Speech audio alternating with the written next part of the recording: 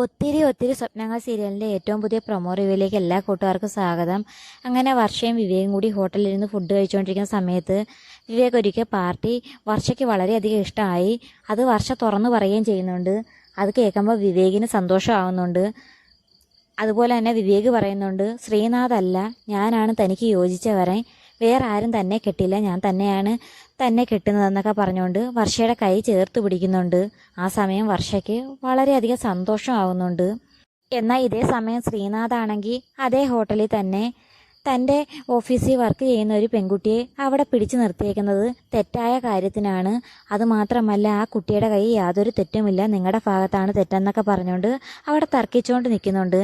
എന്നാൽ ഇതേ സമയം ശിവനന്ദയും അഭിരാമിയാണെങ്കിൽ പുറത്ത് ഫുഡ് കഴിക്കാൻ പോകാൻ റെഡിയായി നിൽക്കുന്ന സമയത്ത് അഭിരാമി തൻ്റെ മനസ്സിലെ വിഷമം ശിവനന്ദയോട് തുറന്നു പറയുന്നുണ്ട്.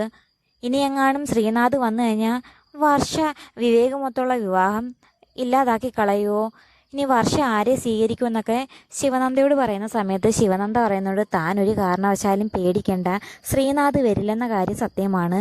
അഥവാ ഇനി വരുവാണെങ്കിൽ വർഷ എന്തായാലും വിവേകിനെ സ്വീകരിക്കൂ. അങ്ങനെ അവർ തങ്ങളിലുള്ള അടുപ്പം അത്രയും ശക്തമാണ്. മാത്രമല്ല വർഷയ്ക്കും ഇപ്പം വിവേകിനെ ഇഷ്ടമാണെന്നൊക്കെ ശിവനന്ദ തുറന്നു പറയുന്നത് കേൾക്കുമ്പം അഭിരാമിക്ക് ചെറിയൊരു സമാധാനം ആവുന്നുണ്ടെങ്കിലും അഭിരാമി തൻ്റെ മനസ്സിലെ വിഷമം പൂർണ്ണമായി ശിവനന്ദയോട് തുറന്നു പറയാൻ സാധിക്കാത്തതിൻ്റെ ഒരു വിഷമം അഭിരാമിക്കുണ്ട് താനും.